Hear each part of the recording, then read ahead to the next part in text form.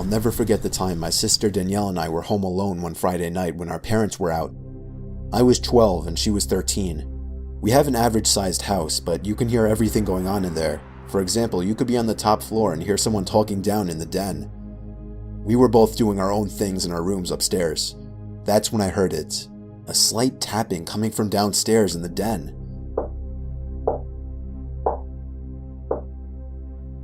I soon realized it sounded like tapping on the back door. I assumed it was Danielle, so I went down to the den. It was too dark outside to see who was out there, so I flipped on the outside light. It wasn't my sister, but a random guy. He looked mid-40s, long black hair, graying a bit, red cheeks, probably 6'1". Being that this was our backyard door and some stranger was standing on the outside of it, I almost ran away. But the guy was staring at me with a kind of unintimidating look, as if he needed help. I slightly pushed the door window screen open so he could talk to me. He told me he needed to use our phone. I asked him why and why he was in our backyard. He disregarded what I had said and pleaded for me to let him in. I told him sorry and asked him to leave before I would call the cops. I tried to slide the door window back up, but he actually blocked it with his arm and began reaching into my house trying to unlock the door. When I cried for my sister, the guy pulled his arm away. I ran upstairs where I met my sister halfway. She took a peek through the den stairway to the back door and saw the guy standing there still. She called our parents. They told us to call the police and to stay upstairs. We both stayed in our rooms for a while. There was no more tapping or anything, so me being my 12-year-old self trying to be brave, I went downstairs to the den. He wasn't standing by the door anymore, but the door window was lower than when I had left it. Then I realized I didn't shut it in the first place. I walked closer to the door and then looked to my left.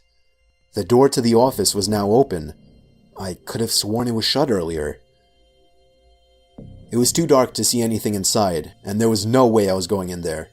I took out my phone, opened the camera, turned on the flash, and pressed the button.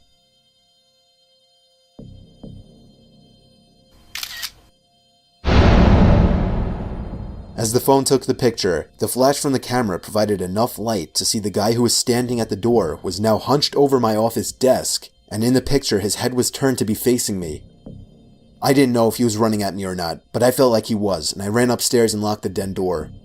A familiar light tapping began coming from the den door now, and I could hear the man on the other side begging me to open it.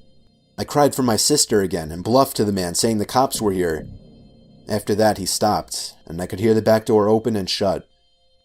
It may have been stupid to say that, as it ruined any chances of the man getting caught and arrested, but it may have also saved our lives, as the cops did not arrive for another 5 minutes.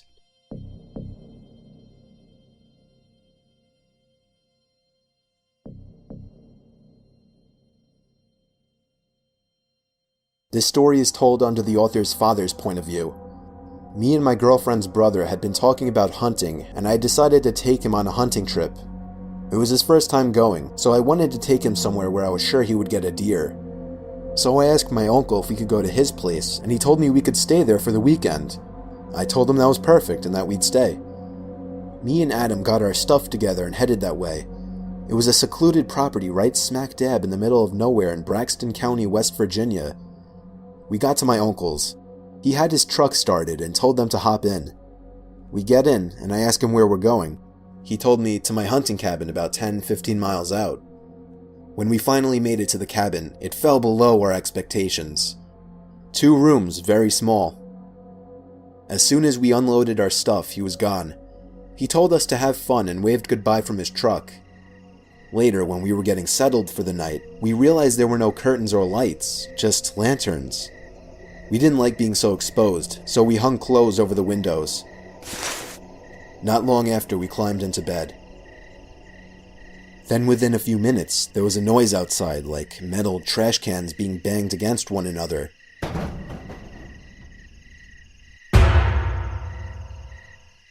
Adam started to get paranoid until I said, "It's probably just a bear or something, go back to sleep." I told Adam, "Don't wake me up unless the cabin's on fire." I went back to sleep, at least until Adam started shaking me, saying, "Cliff, wake up, there's someone outside." "No, go back to sleep, there's no one." I stopped because on the outside wall, besides Adam's bed, a noise, almost like someone or something was raking its claws or nails all the way down the side of the cabin and stopped at the far window.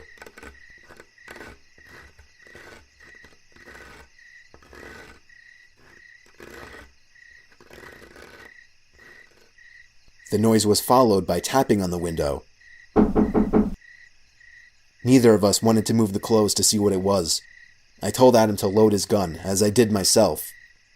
We stayed up all night and left in the morning. We questioned my uncle if he was playing a trick on us. He didn't have a clue what we were talking about.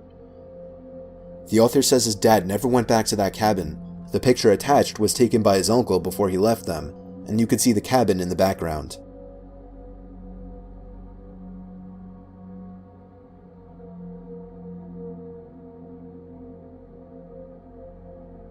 I was 19 years old at the time, working at a sketchy motel. The motel was pretty run down, and the majority of people who stayed there were locals that were just doing things they weren't supposed to be doing. Let's just say the cops came by multiple times a week. I worked as both a front desk person, checking in these creeps all hours of the night, and as a housekeeper who got to clean up their nasty, vomit-smelling rooms afterwards. One afternoon, I was working as a housekeeper in the second building of the motel on the backside furthest from the office. I hated working over there because it not only had the most worn-down rooms, but it was always pretty vacant over there and way too quiet for comfort. I began cleaning one of my last rooms and wanted to get done in a hurry because it was getting late.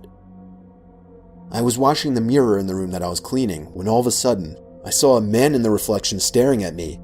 He was mid-50s, dirty, with long, greasy hair. Startled, I screamed, "Oh my God." I told him he scared me.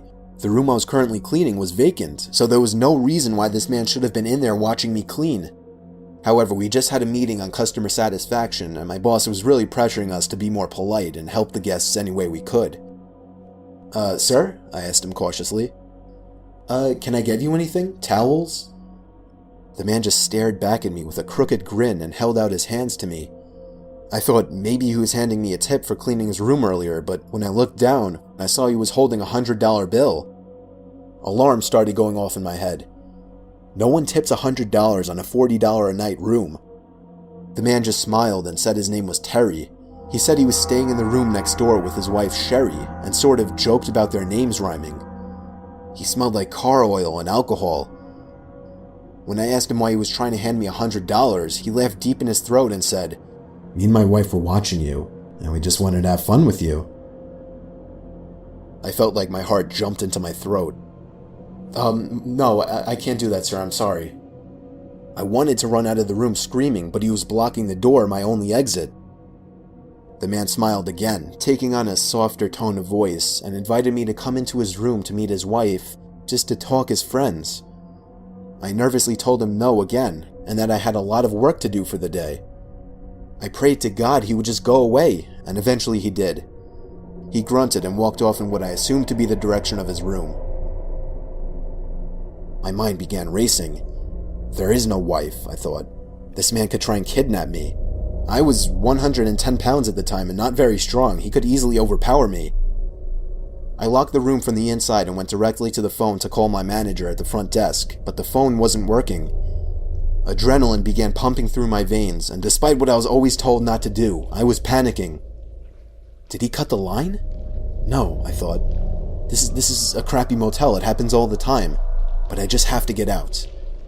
I remembered that I had my cell phone out on my housekeeping card, but that was outside the locked door. I'd have to open the door to get it. I cautiously opened the door to the room that I was cleaning and peered out. I didn't see anyone, so I frantically began searching my cart for my cell phone. I was wasting too much time looking for it, so I just decided to run as fast as I could and make a break for the front desk in the office. Then from behind me, I heard the man again, but this time he was screaming to someone else, "She's running, she's getting away." I could hear his shoes slamming against the pavement after me. I quickly turned the corner, grabbed my keycard, and let myself into a stockroom and locked the door. Within moments, I heard the sound of the dirty guy and someone else running outside, searching for me. I stayed in that stockroom for 30 minutes shaking until I could no longer hear him searching for me. I finally got the courage to run the rest of the way to the front desk. When I made it there, I collapsed into my boss's arms and he called the police. The man and whoever else was in the room with him peeled out before the cops could arrive, and I was beyond shaken up.